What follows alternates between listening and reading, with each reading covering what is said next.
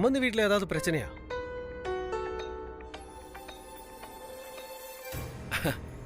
அதெல்லாம் இல்லையேப்பா. ஏன்பா வந்ததுலேருந்து அதே கட்டிட்டு இருக்கீங்க? அது ஒன்றும் இல்லைப்பா. நீங்கள் 2 பேரும் நடந்துக்கிறத பார்த்தா ஏதோ யோசிச்சுட்டே இருக்கிற மாதிரி இருக்கு. ஏதோ ஒன்று இருக்கு, அதை மறைக்கிறீங்களோன்னு தோணுது. எங்ககிட்ட சொன்னீங்கன்னா அதை எப்படி டீல் பண்ணலான்னு எங்களால் முடிஞ்ச ஒரு வழியை சொல்லுவோம்ல. சம்பந்தி கிட்ட பேசணும்னா சொல்லுப்பா, நான் பேசுகிறேன். ஐயோ அப்பா, அதெல்லாம் ஒன்றும் இல்லைப்பா. நீங்க ரொம்ப யோசிக்கிறீங்க. எப்போதுமே இருக்கிற ஒர்க் ப்ரெஷர் தான்.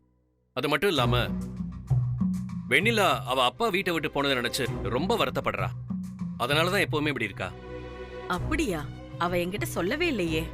ஏமா, காலையில பேசணுமே, நீ என்கிட்ட சொல்லிருக்கலாம்ல. அதாமா, எனக்கு அத எப்படி சொல்றதுன்னு தெரியல. வேற எதுவும் இல்லையே. அப்பா, வேற ஒண்ணுமே இல்லப்பா. நீங்க கவலைப்படாதீங்க. அம்மா, ஒண்ணும் இல்ல, எல்லாம் ஓகே தான். சரிப்பா, சீக்கிரம் வாங்க. சரிப்பா. டிஃபன் ஆறிட்டே போகுது, வாங்க சாப்பிடலாம். சரிம்மா.